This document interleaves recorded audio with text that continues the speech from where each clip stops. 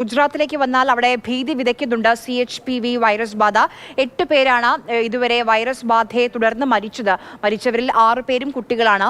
ഈ 15 പേർ വിവിധ ആശുപത്രികളിൽ ചികിത്സയിൽ തുടരുന്നുമുണ്ട്.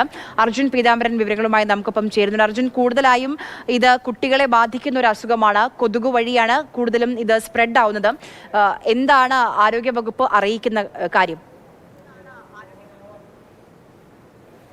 ആര്യ, പ്രധാനമായിട്ടും നിലവിലെ സാഹചര്യം എന്ന് പറയുന്നത് നിയന്ത്രണ വിധേയം തന്നെയാണ് എന്നുള്ള കാര്യം പറയുന്നുണ്ട്. തീർച്ചയായിട്ടും 15 വയസ്സിൽ താഴെയുള്ള കുട്ടികളെയാണ് ഏറ്റവും കൂടുതൽ ഈ ചാന്ദിപുര വൈറസ് എന്ന് പറയുന്ന ഈ രോഗബാധ, ഈ വൈറസ് ബാധ ഏറ്റവും അധികം ബാധിക്കുന്നത്. അത് പകരുന്നത് പ്രധാനമായിട്ടും കൊതുകുകളിലൂടെയും അതുപോലെ തന്നെ ഈച്ചയിലൂടെയുമാണ്. പക്ഷേ ഗുജറാത്തിനെ സംബന്ധിച്ചപ്പോൾ അതീവ ജാഗ്രതയിൽ തന്നെയാണ്. മാത്രമല്ല, ഈ വൈറസിനെ സംബന്ധിച്ച് പഠിക്കാനും മറ്റ് പ്രതിരോധ നടപടികൾ എടുക്കാനുമായിട്ടെല്ലാം തന്നെ ആരോഗ്യ മന്ത്രാലയം അത് സംസ്ഥാന തലത്തിലും അതുപോലെ തന്നെ കേന്ദ്ര തലത്തിലും ഒരു സംഘത്തിന് രൂപം നൽകിയിട്ടുണ്ട്.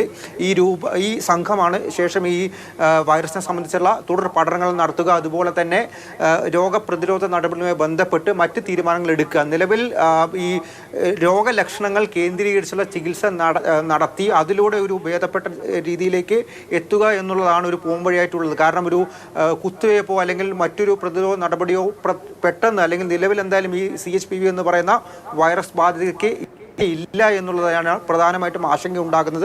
മാത്രമല്ല, 2003, 2004 കാലഘട്ടത്തിൽ ഈ വൈറസ് ബാധ ഗുജറാത്ത് അതുപോലെ തന്നെ മഹാരാഷ്ട്ര, ആന്ധ്രാപ്രദേശ് സംസ്ഥാനങ്ങളിൽ വലിയ രീതിയിൽ ബാധിച്ചിരുന്നു. അന്ന് 300 കുട്ടികളിലാണ് മരണം സംഭവിച്ചത്. മാത്രമല്ല, മോർട്ടാലിറ്റി റേറ്റ് എന്ന് പറയുന്നത് 78%. അത് തന്നെ ഇപ്പോൾ വലിയൊരു ആശങ്ക ഗുജറാത്തിൽ വീണ്ടും, പ്രത്യേകിച്ചും ഈ ഉത്തരഭാഗത്തുള്ള വടക്കൻ ഗുജറാത്തിൽ പ്രധാനമായിട്ടും ഉണ്ടാക്കുന്നുണ്ട്.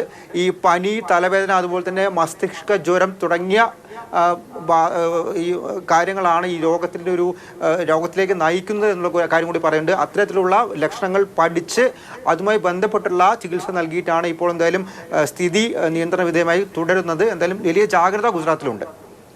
ശരി.